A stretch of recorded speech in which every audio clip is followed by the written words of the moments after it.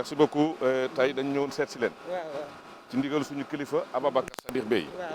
jiite génération Sénégal émergent. dëkk ci gox bi. te bëgg di defar gox bi. taxaw ñu fu ne. bëggul ñu xiif waaye bëggul ñu wopp. feebar bi nag law ci dëkk bi. tey jii mu yeble woon ne nag na ngeen dem fu ne. waaye na ngeen ma demal ci bàjjan bi. lii fi mu nekk nii 2600 masques la. boole kook yi ñuy raxasoo. teg ko ci sa loxo. nga mën a jëflante ak ñooñee mooy bàjjan ca des. waaye ginnaaw yow yaay njiit mu ne nañ ñëw ci yow. dem nañ ci ASC yi. dem nañ ci imam yi. dem nañ ci chef de quartier yi. dem nañ fu ne. ndax lu toll ci 35000 masques la ñuy séddale ci commune bi. nee na daal bëggul kenn koo xam da nga yeewu jëppal derkale te doo takk masque.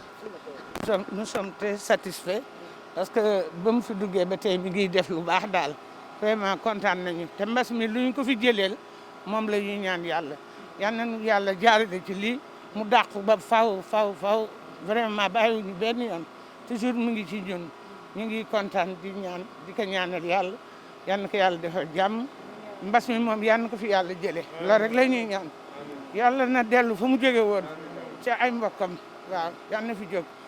fekk na nag ñun itam ñu ngi sur le terrain ñu ngi fi nekk di def li ñu war a def kii mooy Ndoumbé sama secrétaire su ma fi nekkul moom moo fi nekk macha allah bàjjen ñi tooguñu benn yoon macha allah. Juste pour dire à Moustapha Seck, donc responsable APR au niveau du département de Pikine, au nom de monsieur le directeur général Ababacar Sadikh Bèye, coordonnateur du mouvement Génération Sénégal Émergent, nous vous remettons ce lot de masques et de gel, donc dans le cadre de la lutte contre le coronavirus, donc pour aider et venir en appui donc aux populations du département de Pikine. Et recevez les remerciements et les encouragements donc de monsieur le directeur général Ababacar Sadikh Bèye, qui vraiment sous peu de temps viendra vous rendre visite, donc dans le cadre de toujours donc de cette lutte là donc contre le coronavirus. Je vous remercie. Voilà. Merci. Au nom du département de Pikine, au nom de tous les jeunes du département, on remercie monsieur Ababacar Sadikh Bèye, DG Port et coordinateur du mouvement GSE. On le remercie de cette initiative d'appuyer et d'aider et lutter contre le Covid-19. Vraiment, on est très content de lui et on ne manquerait pas de dire et de communiquer à tout le département que DG Port a aidé ce lot de masques aux populations de Pikine pour lutter contre le Covid-19. On le remercie vraiment, on est très content. On est très content aussi du mouvement GSE qui est en train de faire un travail extraordinaire pour accompagner et soutenir le président de la République du Sénégal. Vraiment, on est fiers du DG du port, on est fiers du GSE. Merci. Merci beaucoup. Le coordonnateur, suñu leader, Ababacar Sadikh Bèye, DG bu port. xam ko bu baax. ci jàppale bi mu jàppale askan bi ci xeex coronavirus. moo ne woon noonu la indil fii yow tamit ndaxte da nga bokk ci prolongement woo moom. ci population bi. mu jàppale la loowu masque yi. pour nga jàppale waa gox bi. pour ñu xeex coronavirus. yàlla jëlal ñu ko fii ci lu gaaw bi jaay Nabi Moustapha sallallahu alayhi wa sallam nga jàppale askan bi comme ni nga ko yàgg defee ndax fi ñëw fi ñëwaat fi gis nañ say œuvre sociale gis nañ say action sociale gis nañ aussi jàppale bi ngay jàppale le DG Ababacar Sadikh Bèye moo tax ñu ñëw seesali nii jox la loo masque yi ak gel pour nga jàppale askan bi nga xam ne nii si gox si sa gox la nekk waaw ñu ngi lay sant di la gërëm. asalaamaaleykum maa ngi madame Khady Diop déléguée de quartier Derklé maa ngi leen di ziara bu baax a baax di leen ñaanal jàmm ju sax dàkk di nuyu Abdou Babacar Sadikh di ko ziara bu baax a baax di ko remercier c'est pas la première fois maa ngi koy remercier ci bépp activité bu muy def maa ngi koy suivre su ma ko yëgee rek bu soobee yàlla maa nga fa teew ci kattanu suñu borom yàlla nañu yàlla teggil Covid 19 bi yàlla na ko fi suñu borom bi jëlee ci ni mu gën a gaawee ci suñu réew mi ak réew yi ñu wër yëpp ci barke Seydina Mohamed. Oui, vous me donnez l'occasion de remercier très profondément M. Ababacar Sadikh Bèye, directeur général du port et coordinateur de la GSE, en tout cas qui ne cesse encore une fois de mener des actions au niveau de la commune, d'appui aux citoyens, d'appui aux populations. Alors ceci également vient renforcer cela, parce que vous n'êtes pas sans savoir que nous sommes dans une situation à la limite catastrophique, de flambée extraordinaire de cette pandémie-là. Donc si une bonne volonté vient appuyer les populations par l'octroi de masques, de gel hydroalcoolique, je pense que nous ne pouvons que nous en féliciter. et nous le remercions très profondément encore une fois. En tout cas, au nom de l'ASC Wildan, que j'ai l'honneur de diriger, les populations de Derklé remercient profondément la GSE, ses responsables, mais également son coordonnateur, Ababacar Sadikh Bèye. Je pense que ce don vient à point nommé. Il s'agit maintenant d'une lutte communautaire. Au-delà de l'aspect médical, nous sommes actuellement ancrés profondément dans la lutte communautaire. Et les ASC constituent un maillon essentiel dans cette communauté-là. Donc si un don est octroyé à l'ASC, pour les populations encore une fois, donc nous ne pouvons que nous en féliciter et remercier encore une fois les donateurs.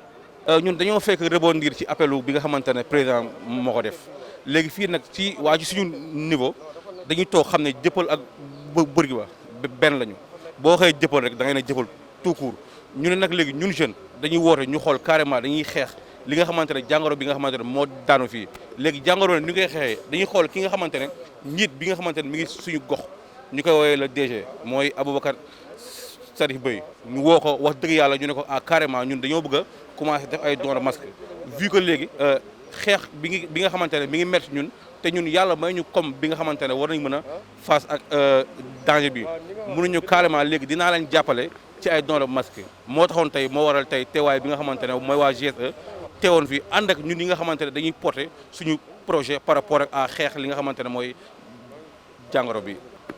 waaw 2000 masques lañ jot 2000 masques boo xoolee dafa am jëppal 1 2 3 4 jëppal bu nekk dañ fa bëgg a yóbbu 500 masques ñu xool maanaam jeunes yi nga xamante ne ñi ngi toog te amuñ masque xam nga tey jii sensibiliser dafa doon li nga xamante ne dafa metti ndax feebar bi da nga xam dafa am ñi nga xamante ne gëm nañ ko ñi nga xamante ne nekkul na dañ ko gëm à 100% léegi day am ay porteurs de voix ñi nga xamante ne gox yow bu nekk dañ fay jël kenn muy jëppal 1 jëppal 2 jëppal 3 jëppal 4 ak ki nga xamante ne ñooy représenté ASC yi ndax tey jii ASC dafa bokk ci li nga xamante ne mooy base mooy ñi nga xamante ne mën nañ transmettre message te ASC bu transmettre message à travers ses supporters dañ koy dégg à 100% moo tax ñu ne dañuy jël ASC yi ñu porter projet bi nga xamante ne mooy xeex ànd ak ki nga xamante ne mooy DG bi mu jàppale ñu par rapport 2000 masques yi koñ mu nekk ñu teg fa 500 match ñun ñooy dem waxtaan ak gox bi nga xamante ne ñun ñoo fay nekk. waa ñun moom dañuy toog dañuy œuvrer pour Dieu à travers les hommes te dans la vie yow tout jeune da nga war a contribuer ci li nga xamante ne mooy sa gox boo ci nekkee doon ndaw da nga war a jàpp du question da ngay daan du muy politique am na ñoo xamante ne nekkuñ nañuy def politique am na ñoo xam ne dañuy def politique kon képp yoo kuy ndaw da nga war a participer ci li nga xamante ne mooy bon fonctionnement wu sa biir gox moo tax ñun tey ji nekkul tey ñun ñuy def lii. yaakaar naa tey DG bu jugee ba ne carrément daf ñuy jàppale moom tamit dañ koy sant ndax c'est une personne sociable c'est une personne imbue de valeur patriotique vraiment ñu ngi koy sant bu baax a baax ndax ñi ñu woo saxal nañ lool carrément moom daf ñuy revenir à 100% li mu jox nii nag du question daf ñu ber ci moom ndax yaakaar naa nit bu fekkee da nga def lu baax lépp loo joxe du question da lay ber ñu ngi koy jaajëfal bu baax a baax. Nous sommes aujourd'hui dans la commune de Dieuppeul-Derklé. Tout le monde sait que la maladie, la pandémie est bien entrée dans la commune de Dieuppeul-Derklé. Il n'y a pas un jour où il n'y a pas de cas communautaires dans la commune.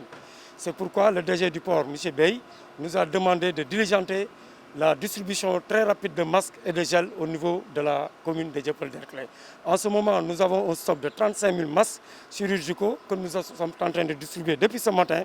Mais vous voyez, le rythme est encore lent parce que nous sommes encore au niveau de Dieuppeul. Et, on a fait une partie de Dieuppeul et là, on est à Derklé. On vient de boucler pour Derklé. Nous avons distribué en ce moment près de 8 000 masques au niveau de Derklé. Ce matin, nous avons donné aux ASC de Derklé, de Dieuppeul, au moins 3 000 masques. Donc, ce qui fait que nous continuons notre chemin. Nous allons vers Liberté 5B, qui fait partie de la commune. Nous allons distribuer au niveau des chefs de cellules qui sont là-bas et les mosquées et quelques personnes ressources au niveau de Liberté 5B. Ensuite, nous irons à Liberté 5C.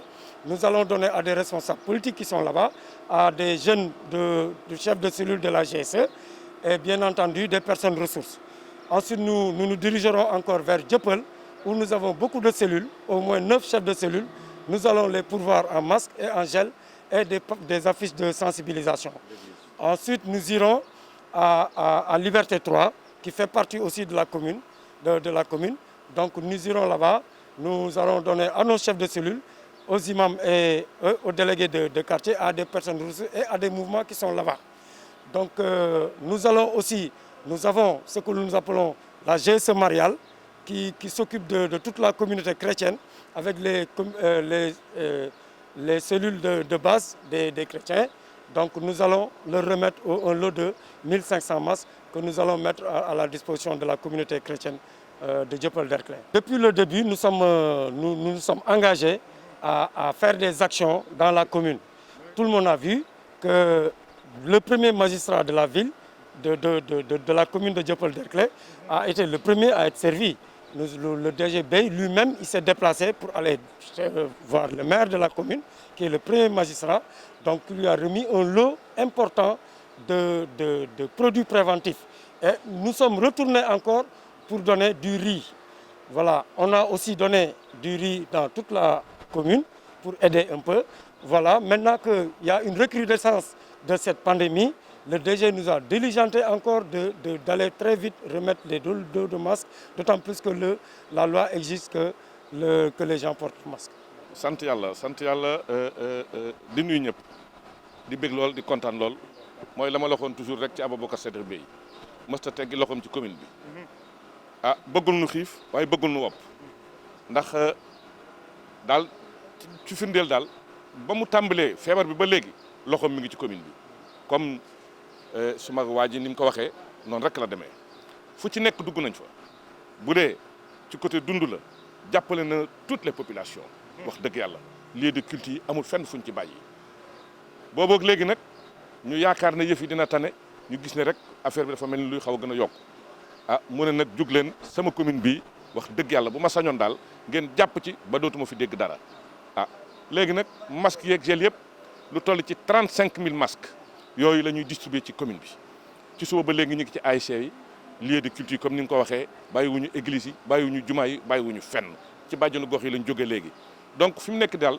loolu la ñu commencé di tasaare ci fi nga xam ne mooy commune bi pour ñëpp sant ci seen bopp wax dëgg yàlla day commune yu Dieuppeul-Derklé bëggatuñu kenn ku fi jóge naan awma masque buñ paree ci lii te loolu nag jox nañu loo xam ne mën nañ ko servi te dañ ko servi ñi nga xam ne ñoom lañ koy jox it nañ ko joxe ndax wax dëgg yàlla ki ko war a joxe joxe na ko teg na ko ci loxo yi ñu ko tegit nañ ko teg ci loxo askan wi ndax askan wi mën cee sant seen bopp te jàpp naa ne noonu lay demee